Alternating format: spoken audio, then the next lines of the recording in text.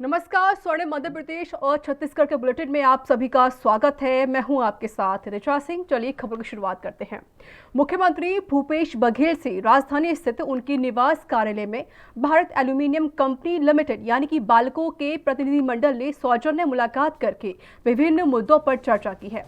इस अवसर पर बाल्को के मुख्य कार्यपालन अधिकारी अभिजीत पति तथा वेदांत एल्यूमीनियम के उप मुख्य कार्यपालन अधिकारी राहुल शर्मा सहित अन्य पदाधिकारी मौजूद रहे।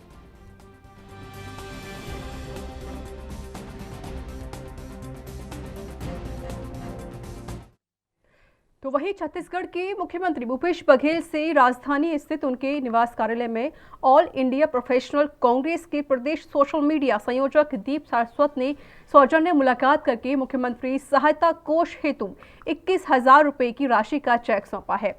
मुख्यमंत्री बघेल ने इस अवसर पर दीप सारस्वत द्वारा दिए गए आर्थिक योगदान की सराहना की।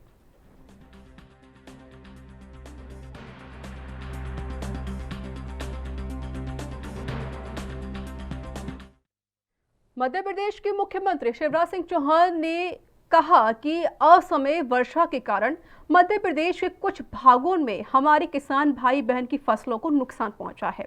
मैं सभी किसान भाइयों और बहनों को आश्वस्त करना चाहता हूं कि वो बिल्कुल चिंता ना करें। सीएम ने कहा, जहां फसलों को नुकसान हुआ है वहां मैंने सर्वे के निर्देश दे दिए हैं। सर्वे करके क्षति का आकलन किया जाएगा और किसानों को राहत पहुंचाई जाएगी। किसान भाई बहन चिंता ना करें, मैं हमेशा उनके साथ हूं, सरकार उनके साथ है। असमय वर्षा के कारण प्रदेश के कुछ भागों में हमारे किसान भाई बहनों की फसलों को नुकसान पहुंचा है।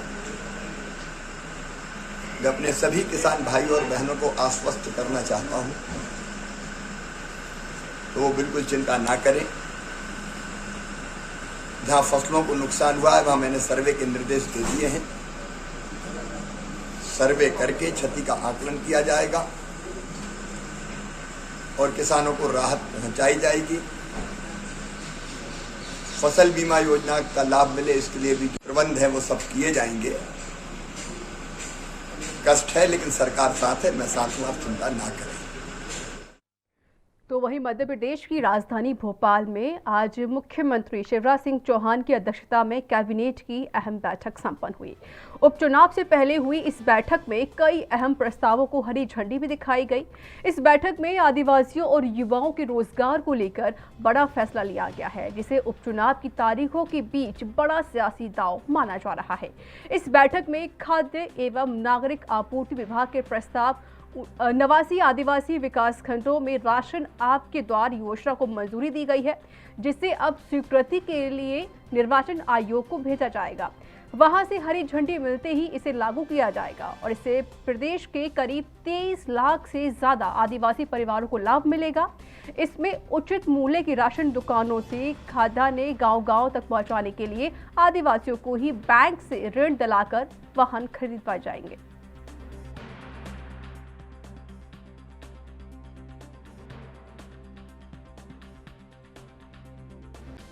किसानों और गरीबों को अलग अलग विषय में, घरेलू उपभोक्ताओं को अलग और कृषि उपभोक्ताओं को अलग,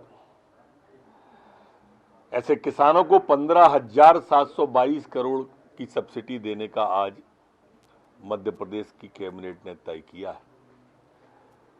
इसी तरह से जो हमारे गृह ज्योति योजना के घरेलू उपभोक्ता हैं, इन सभी उपभोक्ताओं को 5,000 करोड़ रुपए के लगभग की सब्सिडी देने का तय किया है। उनका जानकारी नहीं है, भर्ती के ऑर्डर निकल गए, अभी भर्ती की है। और ये वो कमलनाथ जी कह रहे हैं जिन्होंने अपने पूरे 15 महीने के कार्यकाल में किसी भी विभाग में एक भी भर्ती नहीं की, वैकेंसी ही नहीं निकाली। वो कह रहे हैं। ये राजनीति की मित्रों सबसे बड़ी विडंबना है।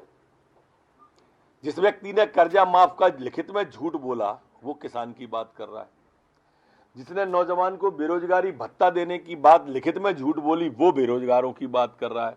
और जिसने 15 महीने में एक भी नौकरी निकाली ही नहीं वो शिक्षकों की भर्ती की बात कर रहा है। ये विसंगति है। मैंने तो तत्काल जवाब दिया आपके कि निकल गए, ऑर्डर भी निकल गए, देख लो। मुख्यमंत्री राशन योजना में 80 आदिवासी विकास खंडों में 7,511 गांव के अंदर जो राशन वितरण का कार्यक्रम है,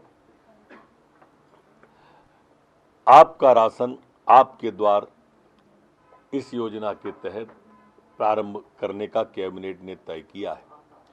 मैं यहां यह भी कहना आवश्यक समझता हूं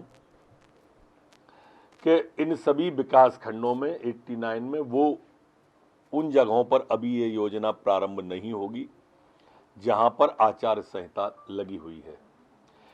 ये पूर्व की घोषणा है। मुख्यमंत्री जी ने जबलपुर के अंदर इस योजना को 18 सितंबर को घोषित किया था। आज 19 अक्टूबर को उसे कैबिनेट से पारित किया है। ये मैं स्पष्ट इसलिए कर रहा हूं कि जिससे कोई चुनाव से जोड़कर इसको न देखे। 24 घंटे में 10 नए मामले मध्य प्रदेश के अंदर आए हैं और 12 लोग ठीक होकर। मुख्यमंत्री भूपेश बघेल की ओर से छत्तीसगढ़ के विधायक संगीता सिन्हा एवं ममता चंद्रकर ने अरुणाचल प्रदेश के शिक्षा एवं संस्कृति मंत्री तवा तेदिर से मुलाकात करके उन्हें राज्य में आयोजित होने वाले राष्ट्रीय आदिवासी नृत्य महोत्सव में शामिल होने का न्योता दिया है। विधायकों ने तेदिर को राज्य से 28 से 30 अक्टूबर तक होने वाले राष्ट्रीय आदिवासी नृत्य महोत्सव के उद्देश्य के बारे में विस्तार से जानकारी देने के साथ ही छत्तीसगढ़ सरकार द्वारा आदिवासी संस्कृति को विश्व पटल पर लाने के प्रयासों के बारे में भी बताया। तेदिर ने इस आमंत्रण के लिए छत्तीसगढ़ सरकार का आभार व्यक्त किया है। अरुणाचल प्रदेश के शिक्षा मंत्री को छत्तीसगढ़ से न्योता मिला है। आपको बता दें कि राष्ट्रीय आदिवासी नृत्य महोत्सव में शामिल होने के लिए उनको यह न्योता दिया गया है। इसको लेकर उन्होंने छत्तीसगढ़ सरकार का आभार व्यक्त किया है।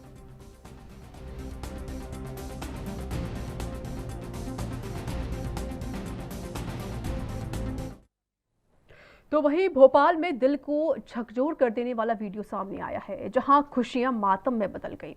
इस वीडियो में आप देख सकते हैं कि पार्टी में डांस करते करते सीनियर डॉक्टर CS जैन को अचानक हार्ट अटैक आया और फिर वह गिर गई।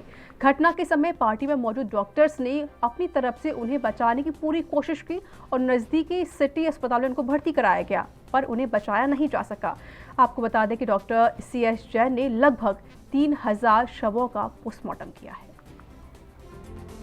तो वीडियो आपकी टीवी स्क्रीन पर आप देख सकते हैं। यहाँ पर जो खुशियाँ हैं वो गम में तब्दील हो गई हैं। यहाँ पर एक जो सीनियर डॉक्टर्स हैं वो डांस करते करते अचानक उनको हार्ट अटैक आ जाता है, फिर वो बेहोश हो जाते हैं और वो ज़मीन पर गिर जाते हैं। ये तस्वीर आप देख सकते हैं टीवी स्क्रीन पर। ये दिल को झकझोर कर देने वाला वीडियो सामने आया है, जहां पर लगभग इस पार्टी में कई और डॉक्टर्स मौजूद थे, जहां पर उन्होंने पूरी कोशिश की अपनी तरफ से। हालांकि इनको अस्पताल भी पहुंचाया गया था, लेकिन कोशिश करने के बावजूद भी इस सीनियर डॉक्टर को नहीं बचाया जा सका।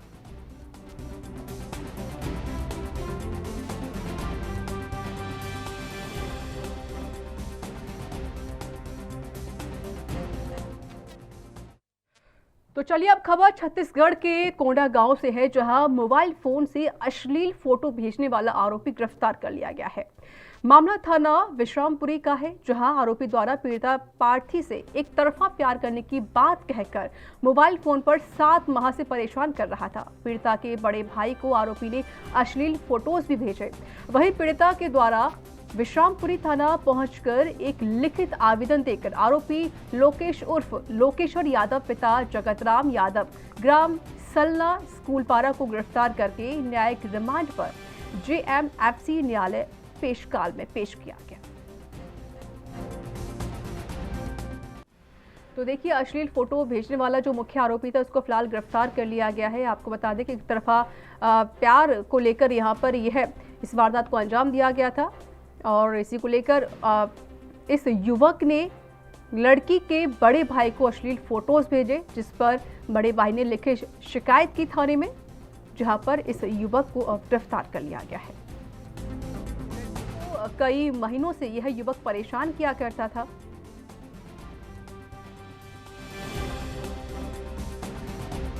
यहाँ पर इस तरह की हरकत की गई। तो वहीं कोड़ागांव के गांधी चौक में भारतीय कम्युनिस्ट पार्टी ने 1 दिवसीय धरना देकर राज्य सरकार को उनके जनता से किए गए वादों को याद दिलाते हुए धरने पर बैठ गए हैं। प्रदर्शनकारियों ने ग्रामीण और शहरी क्षेत्र के लोगों को निःशुल्क आबादी पट्टा देने की मांग को लेकर अपनी आवाज बुलंद करते हुए महामहिम राज्यपाल और मुख्यमंत्री के नाम से जिलाधिकारी को ज्ञापन सौंपा है। तो देखिए, गांधी चौक पर यहाँ पर प्रदर्शन किया गया है। आपको बता दें कि सरकार ने जो वादे किए थे, उन वादों को याद दिलाते हुए भारतीय कम्युनिस्ट पार्टी ने मुख्यमंत्री के नाम जिलाधिकारी को ज्ञापन सौंपा है। सरकार ने जो वादे किए थे, उन वादों को याद दिलाने के लिए यहां पर भारतीय कम्युनिस्ट पार्टी ने धरना प्रदर्शन किया। यह 1 दिवसीय धरना प्रदर्शन किया गया, जिसमें कई मांगें उठाई गई और जो वादे किए थे सरकार ने, उन वादों को पूरा किया जाए, इसको लेकर भी यहाँ पर यह बात कही गई है। और इसी को लेकर मुख्यमंत्री और राज्यपाल के नाम इन सभी लोगों ने जिलाधिकारी को ज्ञापन सौंपा है। आज जो है हम लोग भारतीय कम्युनिस्ट पार्टी के बैनर तले जो है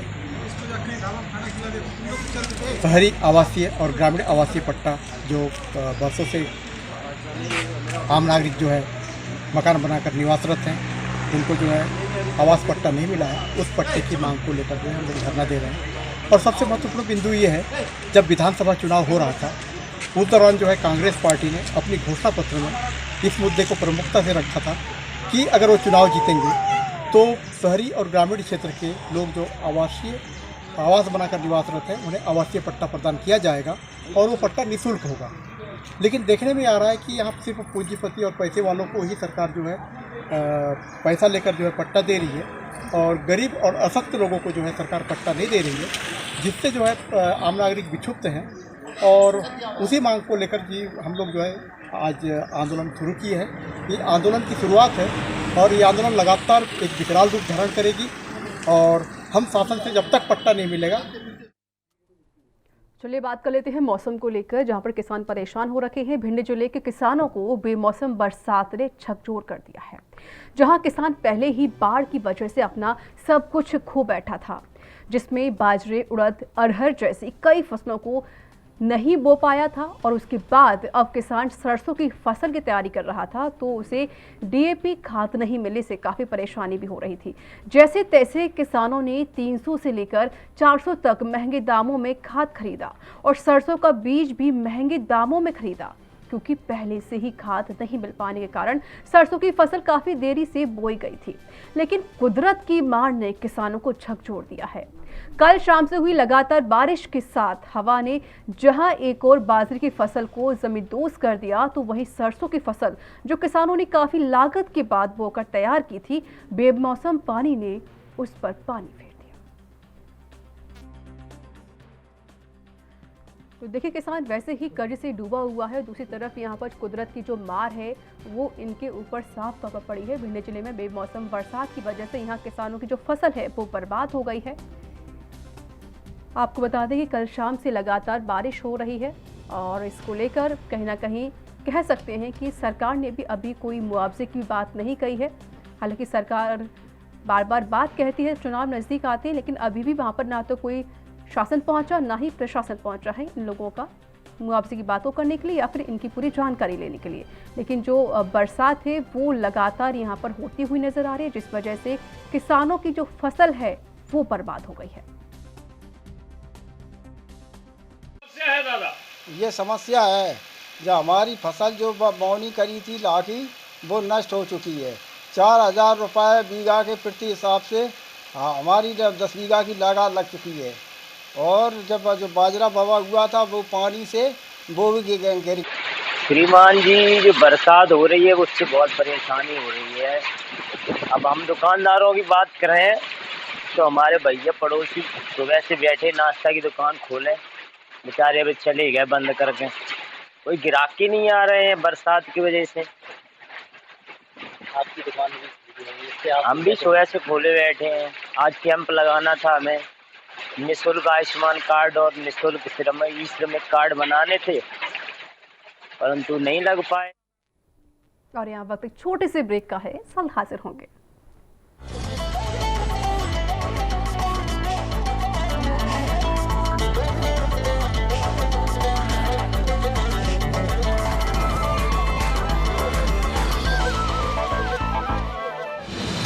राज्य में खेल प्रतिभाओं की खोज एवं खिलाड़ियों को प्रोत्साहित करने, उन्हें अंतर्राष्ट्रीय स्तर की सुविधाएं व प्रशिक्षण दिलाए जाने के उद्देश्य से उत्तराखंड सरकार द्वारा रायपुर स्पोर्ट्स कॉलेज को अंतर्राष्ट्रीय खेल विश्वविद्यालय के रूप में विकसित किए जाने का निर्णय लिया गया है। इस विश्वविद्यालय को अंतर्राष्ट्रीय स्तर की आधुनिक सुविधाएं व इंफ्रास्ट्रक्चर उपलब्ध कराया जाएगा, ताकि सुविधाओं के अभाव में कोई खेल प्रतिभा दबी न रह जाए। इसके साथ ही खिलाड़ियों को अंतर्राष्ट्रीय स्तर का प्रशिक्षण दिलाए जाने के लिए कुशल व अनुभवी प्रशिक्षक नियुक्त किए जाएंगे। उत्तराखंड सरकार खेल व खिलाड़ियों को लेकर बहुत सजग है, बहुत सराहनीय कार्य कर रही है। मैं हमारे मुख्यमंत्री श्री पुष्कर सिंह धामी जी का बहुत बहुत आभार व धन्यवाद प्रकट करता हूँ। मुख्यमंत्री श्री पुष्कर सिंह धामी के नेतृत्व वाली उत्तराखंड सरकार द्वारा राष्ट्रीय व अंतर्राष्ट्रीय खेलों में उत्कृष्ट प्रदर्शन करने वाले खिलाड़ियों को सम्मानित किए जाने के लिए पुरस्कार दिए जाने का प्रावधान भी किया गया है। पदक विजेता खिलाड़ियों को रोजगार के लिए पलायन न करना पड़े, उन्हें सरकारी नौकरी प्रदान किए जाने के लिए जरूरी प्रावधान किए जा रहे हैं। धामी सरकार उत्तराखंड राज्य में शिक्षा के साथ साथ खेलों व खिलाड़ियों को प्रोत्साहित करने के लिए दृढ़ संकल्पित है। वह दिन दूर नहीं जब राज्य के खिलाड़ी अंतर्राष्ट्रीय स्तर पर राज्य का नाम रोशन करेंगे। खेलों का आयोजन अब औपचारिकता नहीं, महापर्व होगा। उत्तराखंड के खिलाड़ियों पर कल पूरे भारत को गर्व होगा।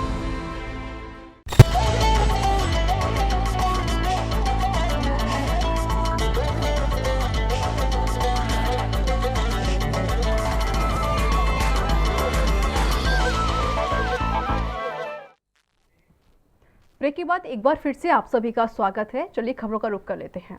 भिंड शहर में भामाशाह पशु पक्षी आहार योजना, जो कि भिंड के प्रतिष्ठित लोगों के द्वारा निजी पूंजी से चंदा इकट्ठा करके चलाई जा रही है, जिसमें शिवशंकर भदौरिया, धर्मेंद्र जैन, दिनेश जैन, एडवोकेट व सुमित जैन बाबा सहित लगभग 1 दर्जन से भी ज्यादा समाज सेवियों के द्वारा पुरानी रेलवे स्टेशन पर असहाय पशु पक्षियों को दाना पानी, चारा एवं उपचार की व्यवस्था कराई जाती है, जिसमें कई दिव्यांग गायों को चारा, पानी और इलाज की व्यवस्था भी कराई जाती है, जो कि पुराने रेलवे स्टेशन पर संचालित है। मगर रेलवे बोर्ड की जगह होने के कारण रेलवे बोर्ड के द्वारा खाली कराने के लिए नोटिस दिया गया, जिसके बाद सभी भामाशाह ग्रुप के सदस्यों ने एकजुट होकर भिंड विधायक संजीव सिंह कुशवाहा से मुलाकात की, जिसमें भिंड विधायक संजीव सिंह कुशवाहा ने भिंड कलेक्टर सतीश कुमार एस से बात करके भामाशाह पशु आहार योजना के लिए किले के पास पुरानी हाट में संचालित गौशाला काजी हाउस के साथ शिफ्ट करके जगह चिन्हित कराने की बात कही है।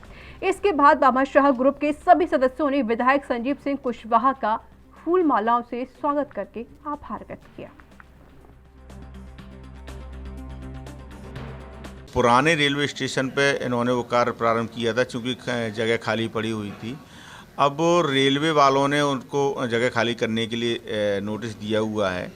तो अभी ये लोग, इन्होंने पहले भी ये समस्या बताई थी, तो शहर में नगरपालिका के द्वारा एक नई गौशाला का निर्माण कराया जा रहा है। तो अभी हम लोगों की अधिकारियों से चर्चा हुई है, उस गौशाला के संचालन के लिए इस समिति को देने की बात हुई है। तो ये अच्छा भी रहेगा, नगरपालिका प्रशासन तो उसकी संचालन नहीं कर पाएगा, ये लोग अच्छे से उसका संचालन कर पाएंगे, जिससे जो रोज़मर्रा जो गायें बीमार होती हैं एक्सीडेंटल। तो मध्य प्रदेश के दबोह थाना क्षेत्र में ट्रक ने एक बाइक को पीछे से टक्कर मार दी। टक्कर इतनी तेज थी कि मौके पर ही बाइक सवार महिला की मौत हो गई। हादसे में महिला की भतीजी गंभीर रूप से घायल हो गई है, जिसे इलाज के लिए अस्पताल पहुंचा दिया गया है, जहां उसकी मौत हो गई। हादसे में बाइक चला रहा महिला का रिश्तेदार भी गंभीर रूप से घायल हो गया है। पुलिस ने घायल को इलाज के लिए अस्पताल पहुंचाया।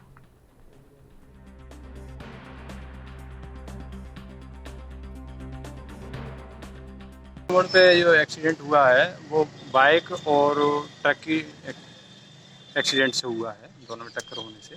सर उसमें जिसमें एक महिला ऑन स्पॉट खत्म हो गई है, एक बच्ची यहाँ हॉस्पिटल में आके खत्म हो गई है।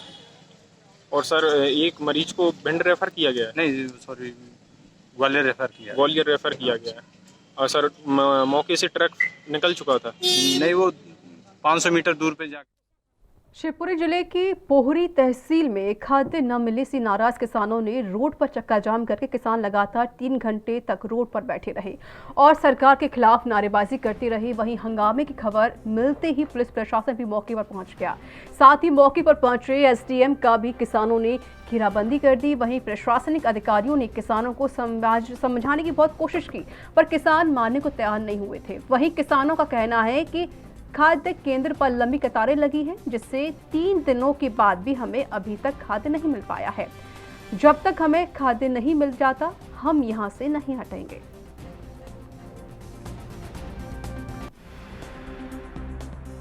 खाद पर्याप्त है, नंबर 1। नंबर 2 चीज, सभी किसानों से अनुरोध है कि यहाँ टोकन डिस्ट्रीब्यूट हो रहे हैं, लाइन लगा के टोकन लेके जो है खाद वितरण की जा रही है। नंबर 2। नंबर 3 जो है प्राइवेट दुकानों पे यदि कोई आपसे 1 रुपये भी ज्यादा मांगता है, मैंने अपना नंबर दे दिया, आप सीधे कॉल करें, ठीक है।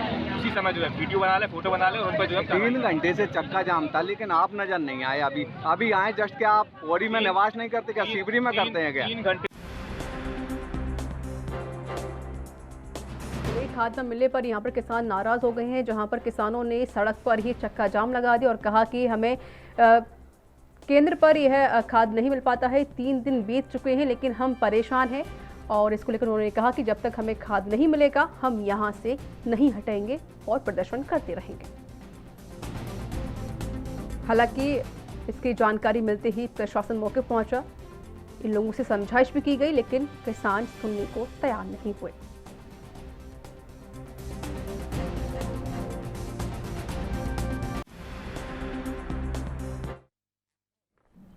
पुलिस कंट्रोल रूम पर मीडिया से चर्चा के दौरान पुलिस अधीक्षक सत्येंद्र कुमार शुक्ला ने बताया कि फेसबुक, व्हाट्सएप या किसी अन्य सोशल मीडिया के प्लेटफॉर्म पर कोई भी व्यक्ति आपत्तिजनक या आपराधिक पोस्ट करता है तो ग्रुप एडमिन की भी जिम्मेदारी बनती है, इसलिए ग्रुप एडमिन पर भी कार्रवाई होगी। आपको बता दें कि उज्जैन के ग्रुपों में अवैध हथियार बेचने की पोस्ट वायरल हो रही थी।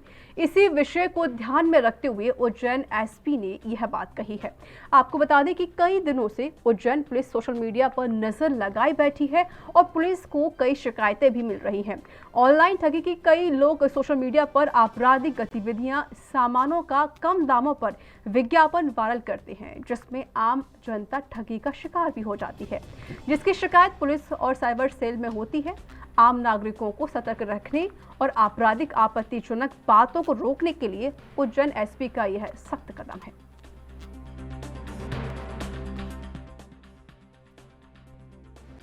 देखिए, इसमें मेरा सिर्फ ये कहना है कि कोई भी इस तरह का ग्रुप अगर कोई फेक न्यूज़ को करता है तो कहीं ना कहीं हम अपनी जिम्मेवारियों का निर्वहन नहीं कर रहे हैं।